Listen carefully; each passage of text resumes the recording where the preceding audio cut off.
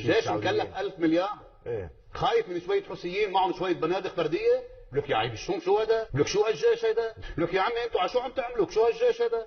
لك شو هالنكته هاي؟ يا عمي عملوا حرب وخيتين. بس ما يكون فيه فتح نار. لا ما في فتح نار. التحيه لشهداء اليمن، اطفال وشيوخ ونساء. هذا الشعب العظيم يلي عم يدفع ضريبه الدم، عم يدفع ضريبه الدم اللي عم يدفعوا اياها ال سعود. حضرتك سالتني عن موضوع اليمن وعن هذا. اول شيء هذا الملك الخرف سلمان وابنه المعتوه اللي عم فايت بهالمغامره باتجاه هذا محمد بن سلمان باتجاه اليمن. انا بدي احكي عن يعني بتحمل مسؤوليتك. انا بتحمل مسؤوليتهم لانه عليك يعني لانه واضح انه يقاضوك على هذا. يقاضوني. واضح انه الملك خرف، وواضح انه محمد بن سلمان عم بفايد بمغامره بقتل الشعب يمني، شعب اعزل. السفير هون السعودي عم يهدد كل من ما هو هذا المحاول بحسب رايه على ما هن كانوا امراء السعوديه ان يحاكموا ان يقاضوا. هن كانوا عم ينتقدوا غازي كنعان. اجانا مندوب سامي جديد، يعني اجانا مندوب سامي جديد وكله عم يروح يحط له الطاعه وعم ياخذ شنطات. نحن لا بدنا منه شنطات. هلا صار عنده قدره السفير العسير.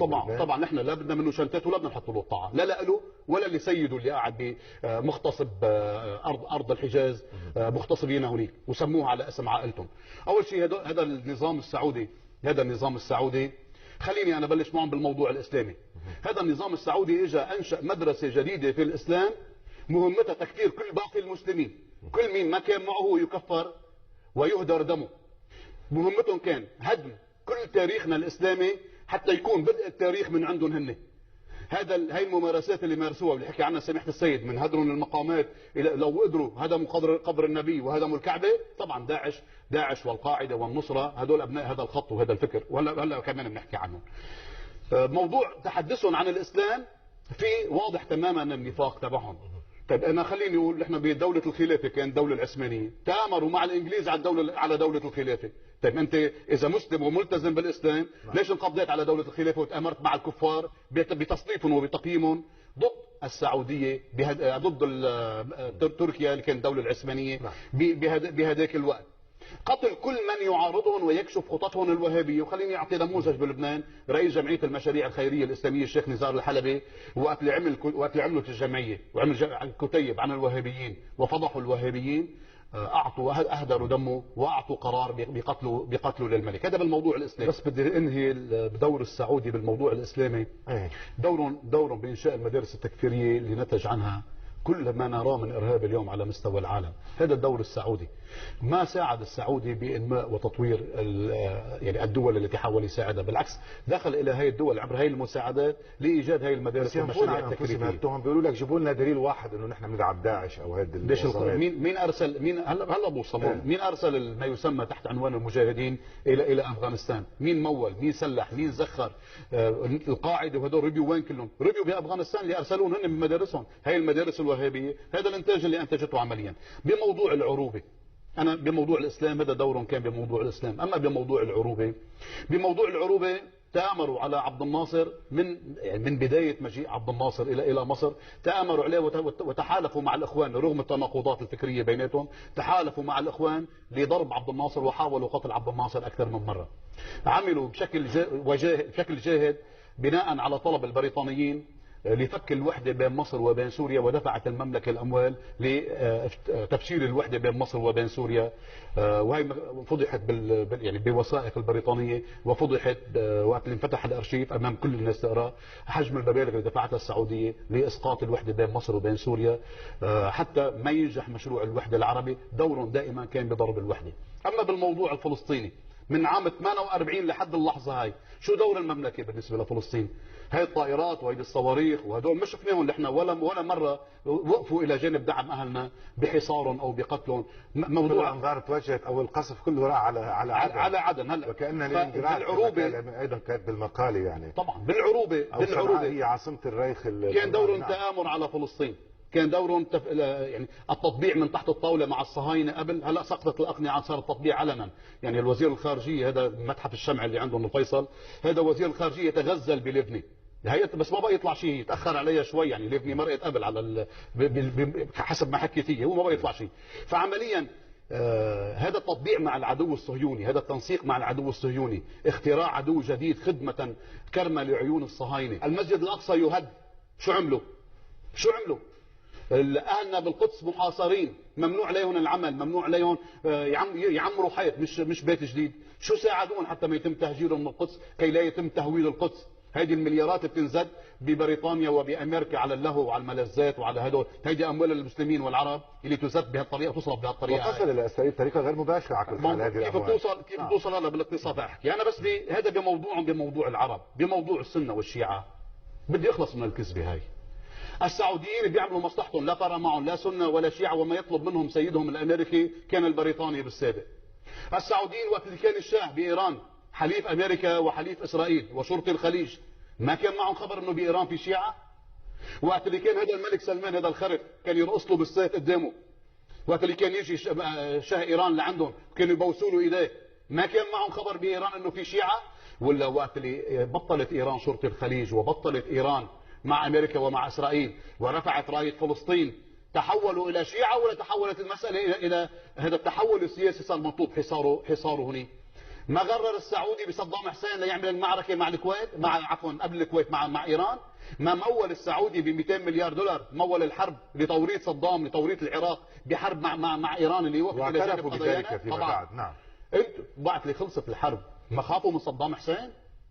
وطلبوا من الامريكي وساعدوا بحصاره ومولوا الحرب على العراق وحاصروا العراق 12 سنه لانه امتلكوا القوه واصبحوا خائفين من صدام حسين، صارت طموحاته اكبر على المستوى العربي والقومي، وحكي انه اصبحت الوجهه باتجاه فلسطين، ما حاصروا لصدام وحاصروا العراق ومات 1.5 مليون عراقي خلال الحصار ب 12 سنة، وبالاخر تآمروا مع الامريكي على دخول بغداد، وحين اعدم صدام شرب حكام الخليج الانخاض. هدول ندعم حريه الشعب السوري. هدول المانعين المرأة تسوق، هدول المانعين اي ديمقراطيه، جايين يعملوا ديمقراطيه بسوريا. فاقد الشيء لا يعطيه، مثل ما هلا بده يعطي اموال لشعب اليمن على مبدا ليتها لا زنت ولا تصدقت، عم تقتل الشعب اليمني وبدك تبعث له اموال لاغاثته، بكفي مهزله هالقد. انا بموضوع العروبه دوركم مكشوف بالاسلام، دوركم مكشوف. بموضوع السنه والشيعه قلنا نحن وقت كان شاه ايران مع امريكا واسرائيل كانوا كلهم عاملين خدم عنده. طيب خليني اروح على اليمن.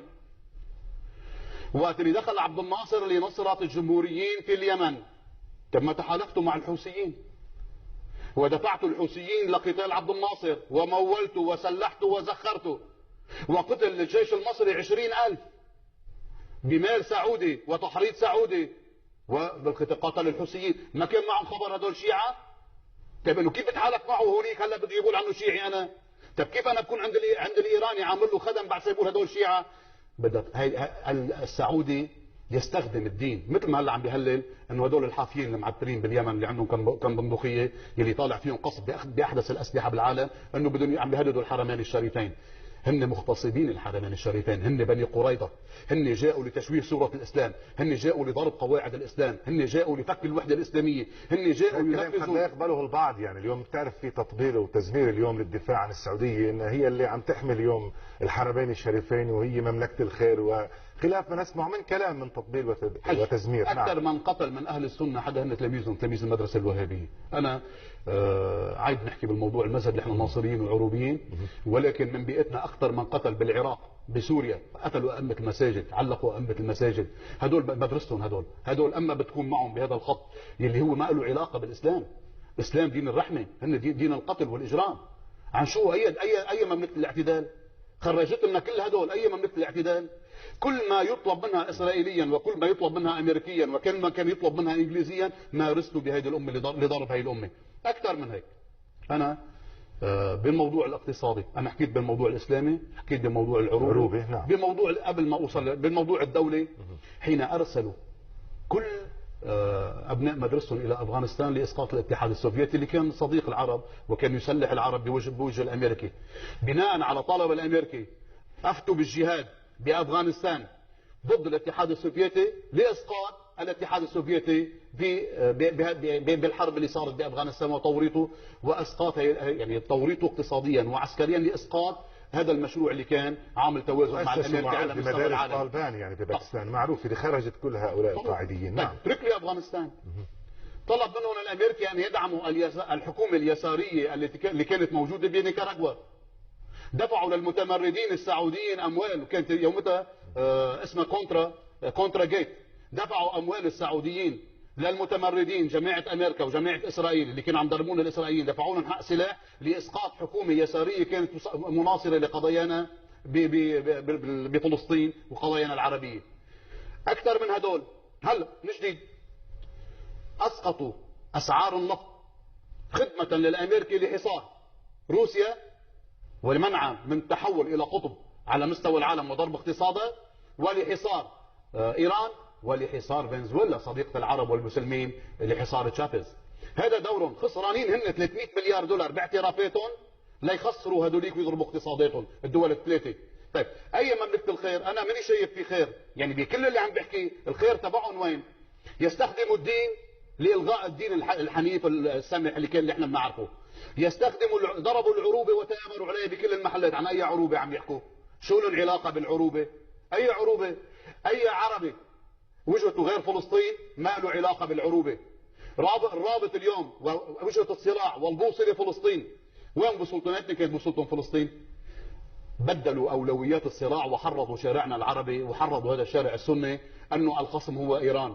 طيب يا اخي ايام الشاه ما كنت خصم، ليش كنت انت عنده؟ ما كان مع اسرائيل الشاه. يا حبيبي يا عيني انا بدك تقول لي تقنعني انت انه هلا اللي عم تقوله صح؟ لا انت من ما بتعتقد ان اليوم كلامك اليوم بيستدرج المزيد من يعني كمان يعني من الاعمال الاخرى من الطرف الاخر لتوزيع يافطات كما يجري عندنا في لبنان، ومزيد من الكلام لامتداح السعوديه والثناء على دورها بكل الدول العربيه وبلبنان بالتحديد؟ الكلام ما بيحرضنا على القيام بذلك برايك؟ في شنتات عند العسيري عم توزع وعم تصرف، وبده يفهم العسيري هو سفير بلبنان. عم نشوف بعض اليافطات اللي عم تمتدح دولة السعودية. هدول مأجورين، هدول بمصاري بمصاري. شو بدك لا اعمل لك؟ شو بدك لا اعمل لك بالبلد؟ في ناس مرتزقه، هدول المرتزقه وجدوا في ناس حطوا يافطات لاسرائيل. بني قريضه اللي ماسكين السلطه وخاطفين ارض الحجاز ومسمين هي المملكه على اسم عائلتهم، وناهبين مقدرات وممتلكات العرب لتشغيل المصانع الامريكيه كي تقدم السلاح للاسرائيلي ليقتل شعبنا بلبنان وبفلسطين وفي كل وبسوريا. هذا دور تاريخي مش اكثر من هيك. داير عم تعرض على تعول المدارس الوهابيه، بدك تستاجر مثل ما طول عمرك بتجيب مرتزقه لتستخدمهم بالحرب. لك لشو هالجيش صارت عليه مئات المليارات لكن هذا؟ لك يا عم يحلوا لهالجيش والله العظيم، يعني اللي دفعهم لهذا الجيش يعطيهم لليمنيين، اليمنيين بيصيروا معهم ما بيصيروا ضدهم. يعني انا عم ريح وما بده قصف. هاي المئات المليارات اللي صرفها على هذا الجيش اللي خايف من شويه يمنيين مع اسلحه بدائيه معهم، خايف منهم. لكن هذا الجيش روح ضبه سكر وفل. اي معركه بريه سيخوضها السعودي ستكون بدايه انتهاء ما يسمى السعوديه بشكلها الحالي. طب لفتنا بالامس يعني عن موضوع المعركه البريه، انه لماذا يقول الناطق باسم ما يسمى بالتحالف الشر او تحالف العدوان؟ هذا العسيري بيقول الحوثيون يحضرون لعمل بري على الحدود. انه شو برايك؟ هل يستبطن ذلك يعني خوف او خشيه من هذا الهجوم، او انه هن عم يحضروا لشيء؟ جيش مكلف 1000 مليار خايف من شويه حوثيين معهم شويه بنادق فرديه؟ لك يا عيب الشوم شو هذا؟ لك شو هالجيش هيدا؟ امبارح صرح فيها. لك عم يصرخوا خايفين، لك عم يعملوا حرب وخايفين. وهو بلع منجل، قال له بعد شوي تسمع صريخه. بلعوا المنجل بدك تسمع صريخهم. لك يا عمي انتوا على شو عم تعملوا؟ شو هالجيش هذا؟ لك شو هالنكته هاي؟ يكفي تآمر. في بعض العقلاء يعني يحكى انه في محمد بن نايف، في الوليد بن طلال عم بيحاولوا يوقفوا هيدا الحرب، ولكن في هذا الارعن محمد بن سلمان وابو هذا الخرف مكملين رايحين للاخر. اذا ما وقفوا انا عم بقول لهم نحن لا نريد تدمير السعوديه، لا نريد هزم السعوديه وكسرها، ولكن لا نريد ان تبقى السعوديه بهذا الدور التآمري كل الوقت. يعني من بدايتها لحد هاللحظه هاي تآمر. يجب مثل ما قال بيقولوا لك بيتحملوا، يعني ممكن يطولوا المعركه كما الجيش السوري تحمل 4 سنوات، نحن نتحمل بيقولوا لك بالسعوديه 4 سنوات في هالحرب. الجيش السوري هن عم صرخوا من هلا، طول بالك بعد ما بلش يطلعوا الحرب البريه، جيش شو؟ ولا شيء هن. لك يا عمي هن ماشي، هن يعني شو كشافه، هذا مش جيش، هذا كشافه معهم سلاح كثير، والله يعطونا سلاحات نقاتل فيهم العدو الصهيوني بيكون اشرف لنا والهم. السعوديه لن تبقى بشكل الحالي اذا دخلوا بحرب بريه. مشان هيك انا عم بقول ان كان بعد هناك من عقلاء يوقفوا هذا الارعن عند حدوده ويسعوا الى الحل السياسي ويعيدوا يعتذروا من الشعب اليمني. دايرين السعوديين عم يدوروا على حلفاء، ساعه بيستاجروا جيش، ساعه بيدوروا على سياسيين مرتزقه يطلعوا يكونوا اصوات ومنابر مثل هدول اللي عندنا هون.